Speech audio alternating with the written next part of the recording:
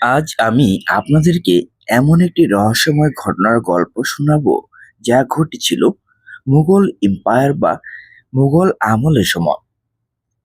একটি পুরনো মসজিদকে ঘিরে এই ঘটনাটি শত বছর ধরে মানুষের মুখে মুখে প্রচলিত।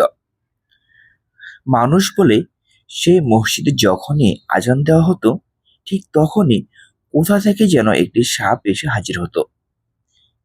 কিন্তু আশ্চর্যের বিষয় হলো, সাপটি কখনো কাউকে আক্রমণ করতো না। এই ঘটনার পেছনে কি রহস্য ছিল, চলুন পুরো ঘটনাটি শোনা যাক।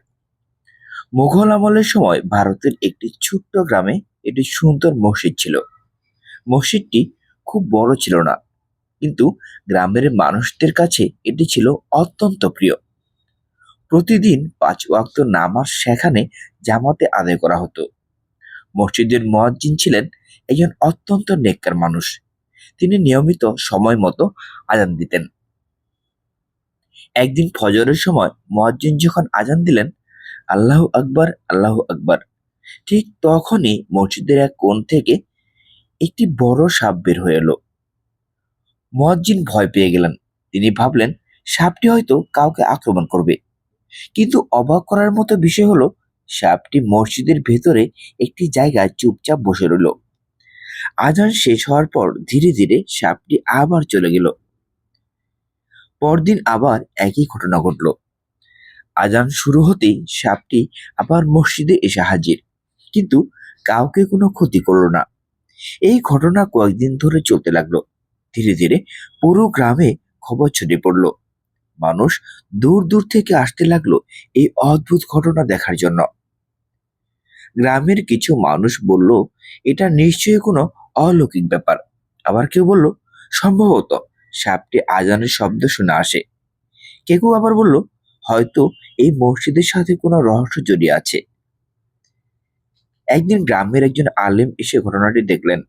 তিনি সবার কথা শুনে বললেন, আল্লাহর সৃষ্টি শুধু মানুষ নয়, পৃথিবীতে অসংখ্য প্রাণী আছে যারা আল্লাহর ইবাদত করে। তিনি কোরআনের একটি কথা স্মরণ করিয়ে দিলেন, আকাশ ও পৃথিবীর সব সৃষ্টি আল্লাহর প্রশংসা করে, যদিও মানুষ তা বুঝতে পারে না। তিনি বললেন, হয়তো এই প্রাণীটিও আল্লাহ স্মরণ শুনতে এখানে আসে। এরপর থেকে গ্রামের মানুষ এই ঘটনাকে ভয়ের বিষয় মনে করল না, বরং তারা বুঝতে পারলো আল্লাহর নাম ও আজানের মর্যাদা কত বড়।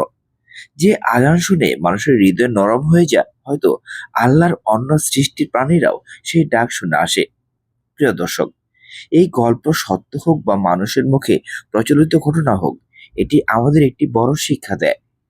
আজান শুধু নামাজের ডাক নয়, এটি আল্লাহর দিকে ফিরে আসার আহ্বান।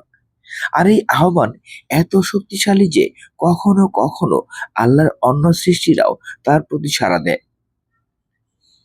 যদি এই ঘটনাটি আপনার ভালো লাগে, তাহলে ভিডিওটি লাইক করুন, শেয়ার করুন এবং ইসলামিক গল্প শুনতে আমাদের চ্যানেলটি সাবস্ক্রাইব করুন। পরিশেষে আল্লাহ আমাদের সবাইকে আজানের মর্যাদা বুঝার তৌফিক দান করুন। আমিন।